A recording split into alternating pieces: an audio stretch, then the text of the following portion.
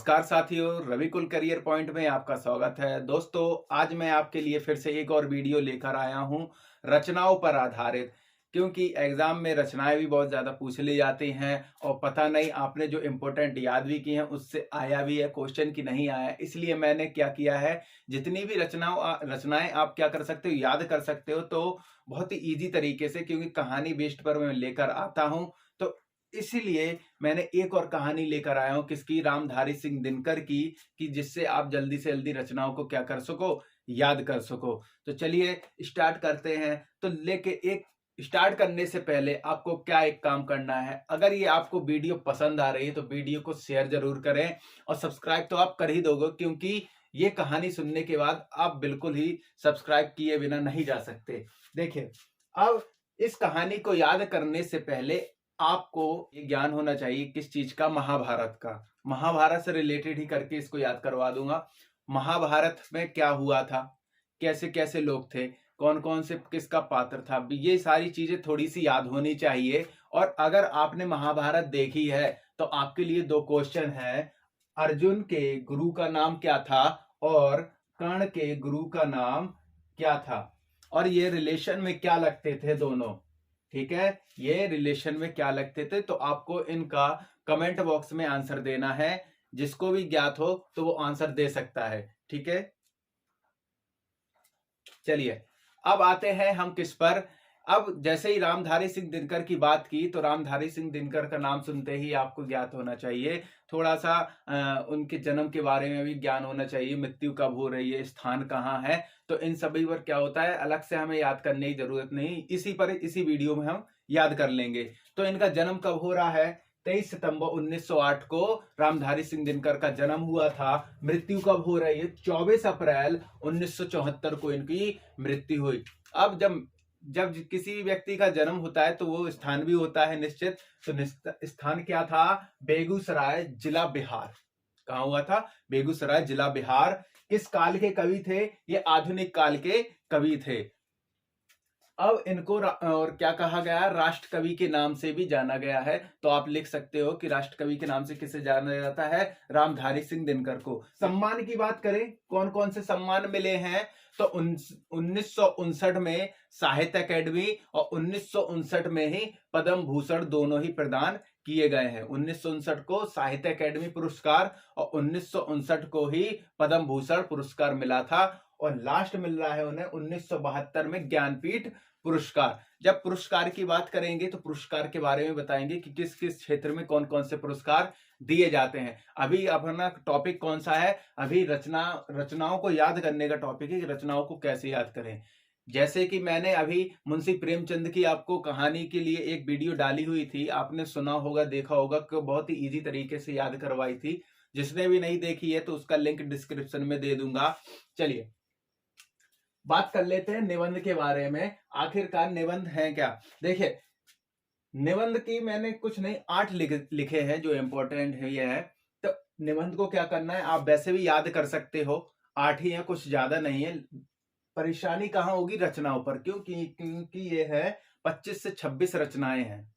ठीक है ना साथियों, तो 25 से 26 रचनाओं पर याद करने में थोड़ी सी दिक्कत आ सकती है, लेकिन जो आप कहानी सुनोगे ना, कहानी सुनने पर कोई भी दिक्कत नहीं आएगी। देखिए, मिट्टी की ओर, बट पीपल, रेती के फूल, अर्धनारीश्वर, उजली आग, साहित्य मुखी, आधुनिकता मुखी, बेड़ूपन। अब याद कैसे करें, अगर लॉजिक लगाना चाहो तो थोड़ा सा लॉजिक लगा सकते हो। कैसे, जैसे मिट्टी की ओर बट पीपल, मिट्टी पर ही क्या लगते हैं, पेड़ लगते हैं। तो मिट्टी की ओर देखोगे तो वट पीपल लगा हुआ है, बट पीपल पर क्या है, रेती के फूल हैं। रेती के फूल है तो कौन तोड़ कर ले गया, अर्धनारीश्वर ने तोड़ ली। ऐसे याद करेंगे, मिट्टी की ओर, बट पीपल, रेती के फूल, कौन तोड़ कर ले गया, अर्धनारीश्वर तोड़ के ले गया। तो वहां से क्या हुई, जैसे ही फूलों को तोड़ा तो उजली हुई आग उत्पन्न हो गई। क्या हुआ, उजली हुई आग उत्पन्न हुई, साहित्य मुखी, आधुनिकता मुखी, और बेड़ूपन उसमें क्या हुई, उसको देखने आया कि कौन सी आग, कहां पर आग लग गई। ऐसे याद कर सकते हैं, वरना 8 तो है ही, हम क्या कर सकते हैं, याद कर सकते हैं। एक बार देखेंगे यहां पर, मेरी तरफ उधर नहीं देखना, मिट्टी की ओर बट पीपल, और क्या हुआ, बट पीपल पे क्या लगे थे, रेती के फूल लगे हैं। जब रेती का फूल किसने तोड़ा, अर्धनारीश्वर ने तोड़ लिया, तो क्या हुआ, उजली हुई आग उत्पन्न हुई, तो क्या हुआ, साहित्य मुखी, आधुनिकता मुखी और बेड़ूपन देखने चलिए कि क्या हुआ है आखिरकार।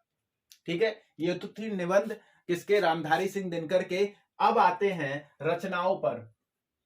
क्या है, रचनाएं। तो देखिए जब मैंने अभी अभी कहा कि आपको महाभारत का ज्ञान होना चाहिए, तो महाभारत जिसने भी देखी होगी तो हम उसी तरीके से याद करेंगे। देखिए, मेरे स्वदेश दिल्ली, कुरुक्षेत्र, रेणुका, हुंकार, उर्वशी, रश्मिरथी, रसवंती, परशुराम की प्रतीक्षा, प्रणभंग, बापू, सीपी और शंख, द्वंदगी, धूपछा, धूप और धुआं, चक्रवाल, नीम के पत्ते, नीलकुसुम, हारे का हरिनाम, नए सुभाषित, आत्मा की आंखें, इतिहास के आंसू, सामधेनी, बारदौली विजय और कलिंग विजय। ये क्या है, इनकी रचनाएं हैं। अब रचनाओं को याद करने का मेथड देखिए, कहानी सुनिए और बस याद करते जाइए, कोई दिक्कत की बात नहीं होगी, कोई भी कहीं भी दिक्कत नहीं आएगी। चलिए, मेरे स्वदेश में, किसके, मेरे स्वदेश में, यानी मेरा देश कौन सा है, भारत है। मेरे स्वदेश में दिल्ली। देखिए, अब यहां समझते जाइए, थोड़ा सा हिंट में दे रहा हूं, आप लोग समझिए। मेरे स्वदेश में ये क्या है भाई, भारत है। ठीक है, मेरे स्वदेश में भारत के अंदर ही क्या आएगा, दिल्ली आएगा कि नहीं आएगा, दिल्ली क्या है, राज्य है, तो ये क्या हो गया, दिल्ली हो गया। अब देखिए, कुरुक्षेत्र पड़ता कहां है, वैसे आप लोग कहोगे हरियाणा में है, लेकिन अगर याद करने की कोशिश मैं करवा रहा हूं तो आप लोग याद कीजिए, समझ लीजिए, थोड़ा सा मान के चलते, दिल्ली कहां, दिल्ली के अंदर ही हमने मान लिया, चलिए भैया कुरुक्षेत्र होगा। ठीक है, कैसे, मेरे स्वदेश में, मेरे स्वदेश में दिल्ली, दिल्ली के अंदर ही क्या हमने ले लिया, कुरुक्षेत्र। ये तीन तो याद कर लो, उसके बाद मैं याद करवाता हूं, मेरी गारंटी है कैसे याद करवाना है। ठीक है, मेरे स्वदेश में दिल्ली, दिल्ली के अंदर आ गया कुरुक्षेत्र। अब जब कुरुक्षेत्र आ गया, देखिए कुरुक्षेत्र में क्या होता है, कुरुक्षेत्र में एक लड़ाई का मैदान है, जैसे कि महाभारत में हुआ था, तो कुरुक्षेत्र के मैदान एक कैसा है, लड़ाई का क्षेत्र है। और वहां जब लड़ाई लड़ने जाओगे तो ऐसे तो है नहीं कि अकेले जाएंगे, तो क्या हुआ, एक लड़की का नाम है लेते, जैसे कि रेणुका, मान के चलते एक लड़की का नाम है, रेणुका ने हुंकार लगाई।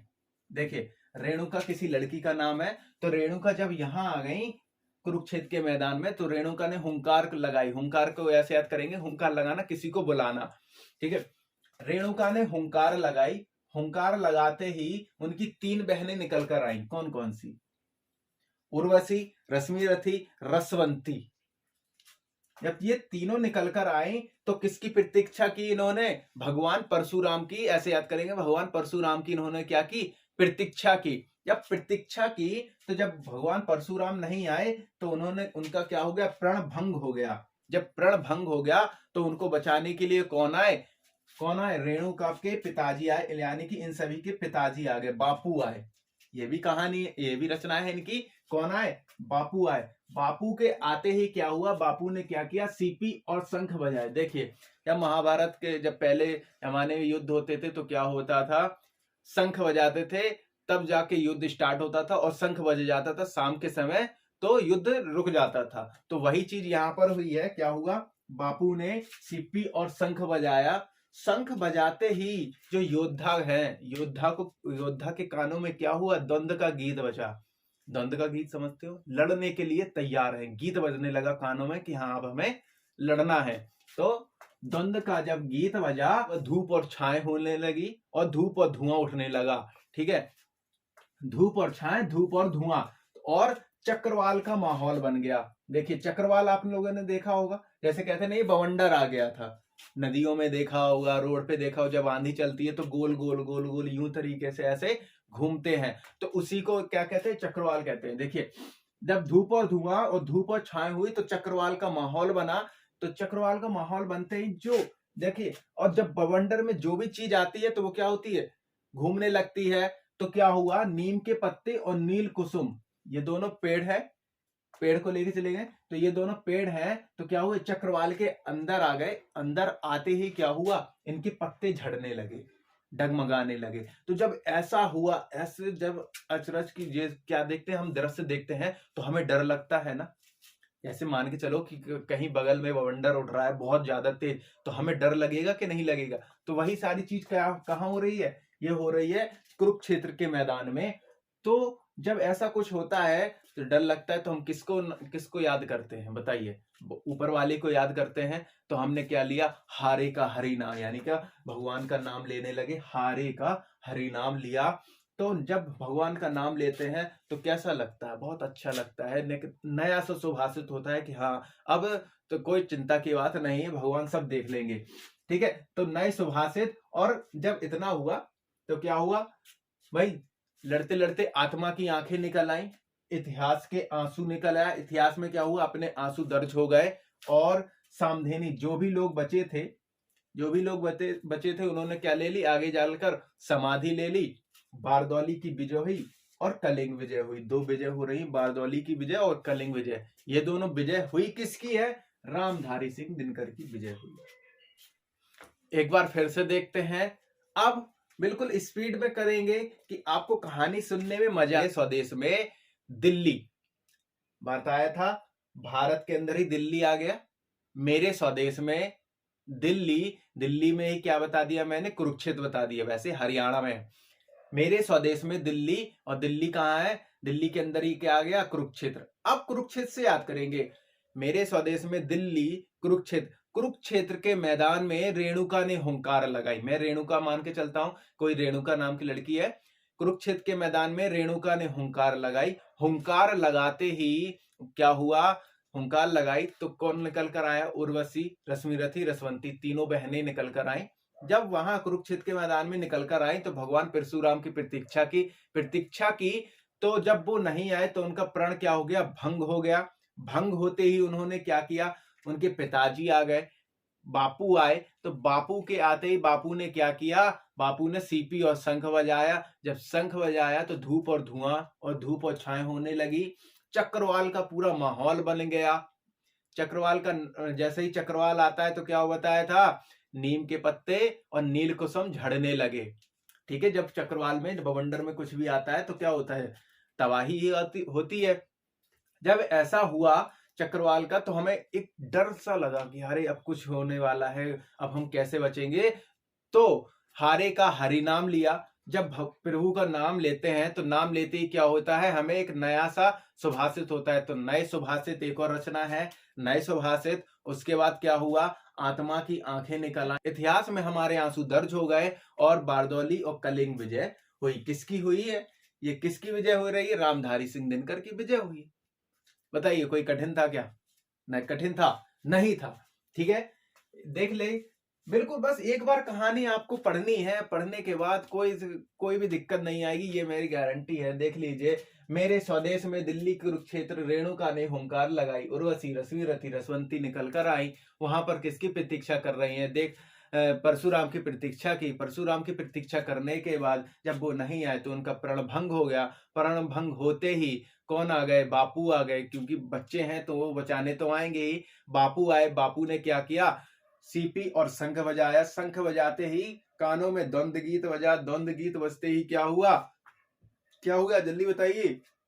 जब द्वंद गीत बजा तो धूप और छाया होने लगी, धूप और धुआं हुआ, चक्रवाल हुआ। चक्रवाल के होते ही क्या हुआ? हमें डर लगा, तो हारे का हरि नाम लिया, नए सुभाषित हुए, अच्छा लगा। और क्या हो रहा है? आत्मा की आंखें निकल गए, इतिहास में अपने आंसू दर्ज हो गए। और जितने लोग बचे थे उन्होंने समाधि ले ली और विजय हो गई रामधारी सिंह दिनकर की।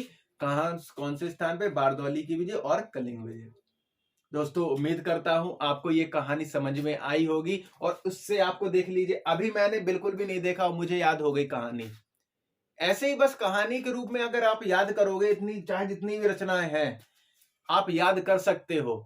अगर आपको ये वीडियो पसंद आई तो वीडियो को लाइक करें, शेयर करें और सब्सक्राइब करना ना भूलें।